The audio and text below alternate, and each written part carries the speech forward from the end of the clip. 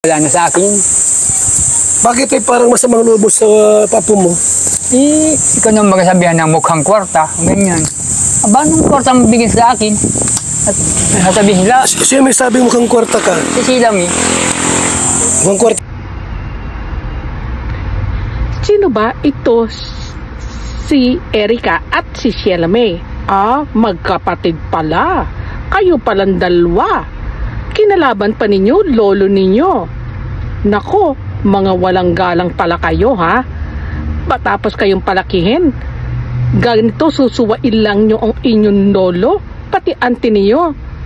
Madaming balita, pero makita po natin to sa video ni Kuya Bal Santos Matubang.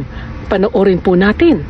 Taka daw? itong tanda kong ito, sabihin ako lang ganyan. Walang kaugali. Grabe naman. Hindi dapat bilang isang apo, wag magsalita ng ganon. Sa lulo na sabihang mukhang pera. Saan sila nang galing? Sa amin, nagpalaki. Kami nagparal, kami nagpalaki kanila. Bakit Erica, Sheila May, saan ba kayo tumira noong una? Sino ba nagpalaki sa inyo? Paano kayo pa kayo nakapag-aral? Si lolo ba nagpaaral sa inyo? Talagang wala kayong utang na loob na dalawa. Nasilaw kayo sa pera, naging gahamang kayo, magkapatid. Wala silang utang na loob. Bakit tay, sobrang mo sa kanila, hinanakit? Dahil dyan? Yung sa mga winiwikan na sa amin na lapastangan yung mga apo nila. Nalapastangan na kami yan. Kaya ayaw ko na. Mas hindi kayo magkasurundo. Hindi ko hinagad na mag-aayos pa kami. Maski yung ina niya. Yung ina wala din namang kansan. Anak mo yung ina? Po. Pero Kayong magkapatid, ha? Sheila May at Erica, mga lapastangan pala kayo. Yan ang sabi ni lolo. Yan din ang sabi ni auntie mo. Nako, ngayon pa lang humingi na kayong tawad. Patatawarin pa ba kayo? ay lovers, gumagawa ng kasinungalingan ng iba. Ginagawang Yung pinto. Ima Torres po ang laging araw-araw ni Sheila May kausap. Ima Ima Torres. Torres. Ima Torres. Lagi yung kausap nila. Yung namumuno po sa Ilaber. Parehas po sila ng tamang panggawa ng kwento. Puro paninira. Pagkalkal ng buhay. Yun lang. Wala na po kwebel na kanya na. Sino ba itong si Ima Torres ng E-Lovers? Ito ba yung talagang number 1 wakwak na yon? Winakwak itong magkapatid? Pero kahit naman na wakwak kayong magkapatid, dapat may isip kayo na hindi kayo dapat magpapawakwak. Una sa lahat, ang paggalang sa inyong lolo na kinilala ninyong kung talagang kinilala ninyong lolo noon pa, dapat hindi nyo sinusuway. Dapat hindi kayo lapastangan. Hindi ba? Pinag ka naman, sila yung mga asal mong ginagawang ganyan, hindi pwede sa akin. Ayaw ko nung lalapastangan ninyo nagpalaki sa inyo. Ilang taong kayo na pa sa amin. Pinaaral kayo, hatid sundo ng motor, kahit maulan. Pero nagawa ninyo sa amin, lula mong ganito. Yun ang masasabi ko sa iyo. Kay Erica tay, Erica. Siya rin po yung parehas ng dalawang Parehas silang ugali. parehas lang.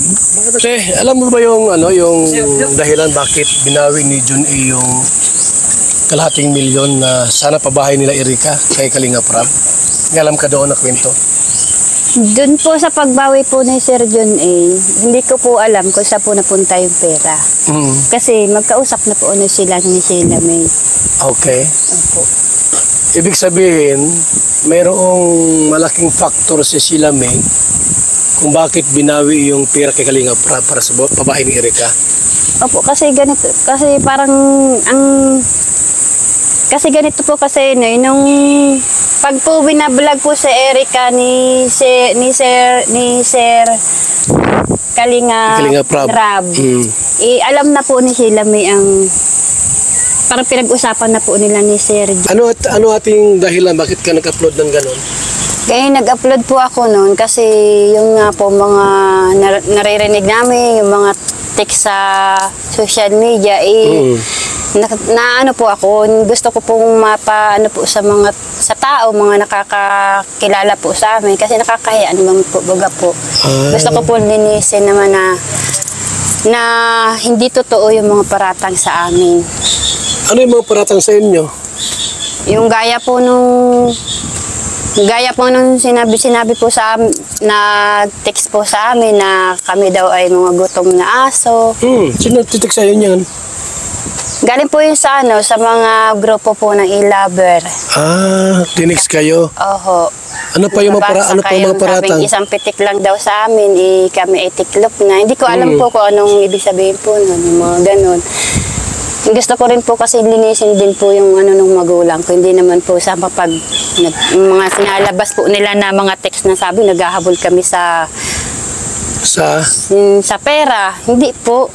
Pera nino? Ay, hindi po namin alam na kakontak na pala po yun. Kontak na nino? Si Sir Jun ay. Ni Sheila May? Po. Okay. So, yun lang yun po yung namin. nakita mo na si Jun A sa video? Mahaba yung buhok niya na. Mahaba ang buhok. Okay. So, may edad na? So, kasi tinatanong ko si tatay kung sinong tumulong sa pabahay nila. Yan po, si Sir Jun ay. Sa kanya pong pabahay yan.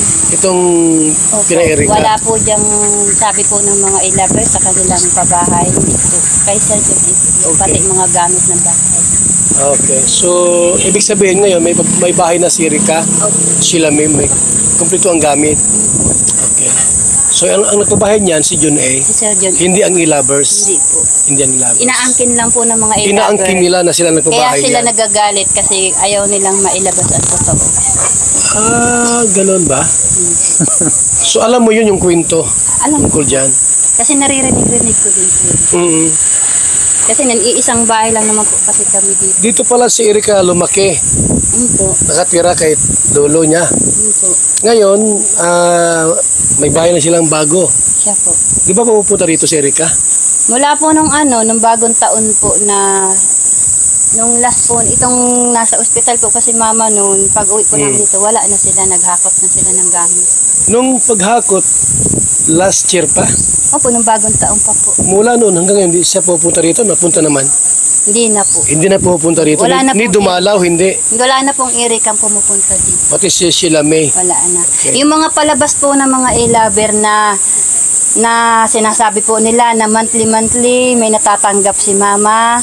Sila mama, yung mga magulang ko. Meron? Kasi Wala? malingan po yan. So wala palang Wala natatanggap. po yan. Yun po yung gusto kong linisin po talaga na nalalaman po ng tao, binabaliktad po nila eh. Okay. Nakakaya pa. Tay, totoo ba na may tinatanggap kayong pera mula kay John A? Wala po. Wala kayong pera natatanggap? Wala po. Isa na yung balita na galing balita na yun na monthly meron kayong natatanggap na Andun po sa mga Support. sa kagrupo nila. okay. Nakakalat na. Yan kumakalat na bali-balita. Nakakaya nga po at gaya nga ni Simana, suportado daw kami. Ay buwang-buwang baya. Pero wala pala. Wala po. Nga-pa-hospital nga yung asawa ko eh. Ilang beses sa hospital, ganyan, sarili namin gastos. So bakit kaya tayo si Erika di na pupunta rito? Awan ko po nun, parang ayaw na kayong makita. Ano po kasi Kuya Bal, ang simula po kasi ng alitan niya maglulo na yan, yung itong last na vlog ni Sir Rab na nagpadala po si Sir John A daw po ng pampaopera ni Mama. Okay. Yun po ang inumpisahan nila na nagtampo sila kay lulo nila. Bakit daw?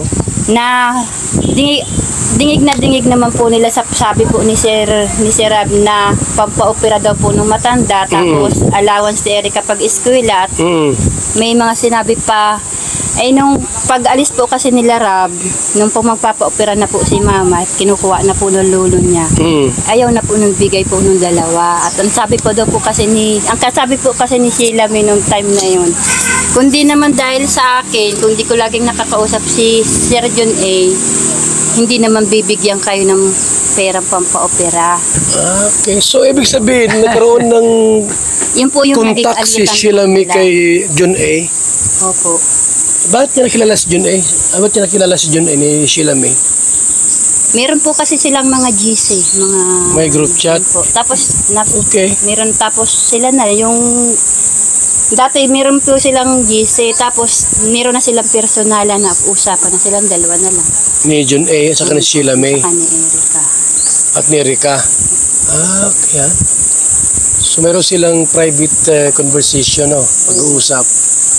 Kasi, ayun, ano yun? Yung mga... Awan ko po si Sir John kung ano po sinasabi sa kanya naman ng pamangking ko. Kasi yung about kay...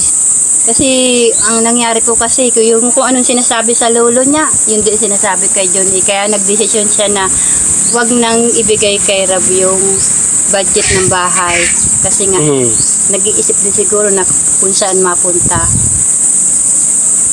Kaya idinirekta na lang dito kay Sheila May. Siya ang naghahawak ng pera, siya ang nagmamanage.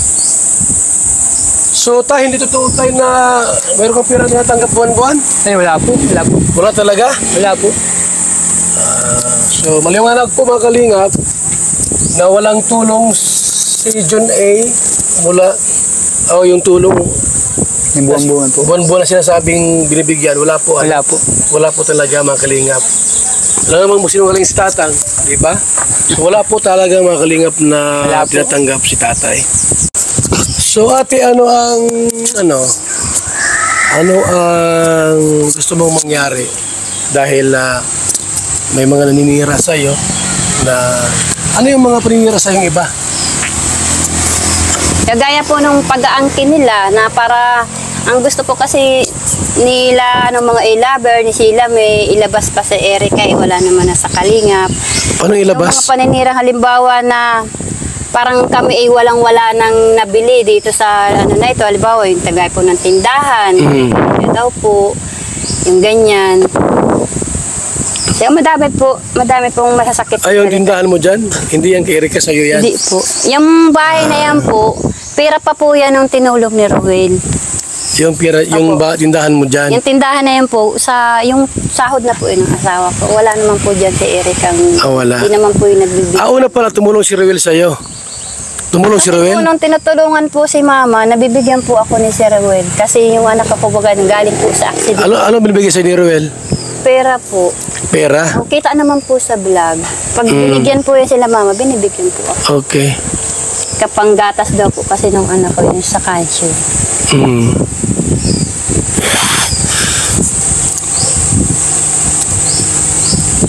At least nabahayan na sila Erika. Meron na po, bahay sila doon. Pero hindi pupunta rito? Hindi dumadalaw dito, no? Hindi na po. Mula po nung bagong taon. Hindi na po yun dito nagpunta. Nung kasagsagan pong nasa ospital yan si Mama. Baka may sama ng loob sa inyo. May nagawa kayo hindi maganda kay Erika. Para po sa amin, tiyahin. Ngayon na lang naman po akong siguro may sama ng loob sa akin kasi ako nag-video po. Nag-video Ngayon, na. po. Pero kung kami po, wala naman po. Nadamay lang po kami dito kay Papa. Kasi yun po yung naging alitan. Kasi sabi, nung po kasing nag-ano po doon sila sa pera na ayaw nilang ibigay. At sabi naman kasi ni Erika, kung di naman sa kanya, di siya binablog, walang pera. Sa kanya ibinigay ni Rab yun. Sabi naman po kasi ni Papa, kung ganyan din naman ang ugali ninyo, kung gustong-gusto ng lula ninyo makakita, ayaw naman ninyong pagbigyan, ay magsarili na kayo. Yun po yung pinag-umpisahan po ng alitan po nilang mag-ako.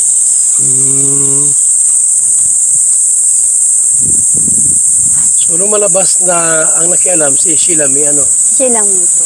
dahil may kontak kay Jun A. Opo. Nandun na rin siguro po yung, malaki rin siguro po ang gusto ni Sir John A. kay Erika. Nandun na rin yata yung, May crush si Jun A kay Erika? Napansin mo? May gusto po si Sir John A. kay Erika, pero si Erika po wala namang gusto. Kasi Yun lang. wala namang gusto. Paano mo nalaman Sila na may lang talaga po yung, parang inaano po yung kapatid. sinusulot-sulot? Opo. Ayun. Parang ginagamit si Erika. Ganun. Ibig sabihin, may gusto si Jun A kay Erika. Paano mo nalaman may gusto si Jun A? Nakikita ko. Binata ba yun? Ang alam ko po may asawa yun eh. Ikaw Jun A ka ha? Salbahe ka ha? May asawa ka pala tapos may gusto kay Erika. Ngayon, ayaw ni Erika. Ayaw naman po ni Erika, parang nadala lang po dito sa kapatid. Kay Sheila May. Opo. May pagkatusos si Sheila May, no? May pagkaano rin. Yun po. Kaya nga po yun yung inaano ko talaga, inilalabas ko. Wala sa aming pamilya. Nasa kanya, siya ang promotor ng lahat. Kung bakit Sa lahat ng nangyari problema, si Sheila May ang may problema. Ang may gumawa ng Opo. ipagbawi ng pera mula kay Kalinga Prab, siya ang nagkontak. Opo. Sila po ang magkakausap. Hanggang doon kay lolo mo. Sila din po. Ka-problema dahil kay Sheila May. Kay sila may po. Anong mensahe mo kay Sheila May? Anong mensahe mo dyan kung sakali nakinig sa atin? Sheila May, kung pasensya ka na kung nagawa ko ito, siyempre bilang tita mo, siyempre kahihiyan nyo, kahihiyan din namin. Pero hindi ko na kaya yung mga ginagawa ninyo. Tapos na, napabahayan na kayo, meron na kayong pera. Pero hanggang ngayon, ginagamit pa rin ninyo yung lolo at lolo nyo. So paano parang ginagamit? Yung mga i-lover po kasi, parang gusto pa po nilang palakasin si Erika. Gusto pa nilang kuhain si Papa gawin patangina na magsanayo na lang kayo sa ganito ang gagawain namin. Yung papayag si Papa na gaya po niyan, na araw yun daw monthly, meron daw po sila Papa matatanggap. Ibig po sabihin nila, umuo na lang si Papa kahit hindi. Sino po ang nakakahiya? Ano gagawin nila? Ang totoo po, si Erika po at si Sheila May po ay magkausap na. Hanggang po nagdadating po yung panahon na si Erika pumapasok ng maaga. Kasi alam naman niya na darating si Rab. Si Erika nagpapanggap na may sakit-sakit. Anong sabi ni Kuya Bal? Grabe, nagsasakit-sakitan pala, ha? Sino? Si Erika. Grabe Ganun. talaga. Kasi wala po silang wala po silang mukhang haharap kay Rab. Yun pala, si Jun A, ginapang na nila. Siniraan pa si Kalinga Prab. Opo. Ganun po yung nangyari po doon sa tatlo kay Papa po. So, ito mga Kalingap, maliwanag po sa atin, hindi sila may problema dito, kundi yung magkapatid, yung team, na para po madiriktang siniraan nga po si Kalinga Prab, madiriktang mano yung pera, winidor ni John A yung pera from Kalinga Prab, yung kalahating milyon. Ngayon, doon na po pinasa sa kanila. Ang alam ko nga po, si Sheila May hawak eh. Opo. Ano? Si Sheila May po. Hanggang ngayon, si Sheila May po. Siya po ang nagbabudget ng gastusin sa bahay. Kasi po yung nanay naman po niya, talo-talon po niyan. Okay. Parang nagbaliktad po ang mundo yung nanay. Ayan po, nakita po natin ang complaint ng kanyang lolo at ni Auntie kay Erika at kay Sheila May. Kita po ninyo kung ano po kalapastang itong dalawang magkapatid na ito. Makita po natin ang totoo sa lahat ng video po na mapanood po ninyo kay Kuya Bal Santos Matubang. At nariyan po lahat yan. At maraming salamat sa iyo, Kuya Bal Santos Matubang, sa paggamit ng iyong video. Huwag po natin kalimutan, suportahan ang ating ama ng kalingap na si Kuya Bal Santos Matubang. Ganon din po ang kanyang butihing anak na si Rab Matubang. At syempre po, mawawala po ba si Ate Edna Vlog? Suportahan po natin siya. At no skips ad lang po. At syempre, huwag ninyo pong kalilimutan sa Lema Fanatic. Syempre po, ang inyong lingkod. At maraming pong salamat sa panonood ng video pong ito.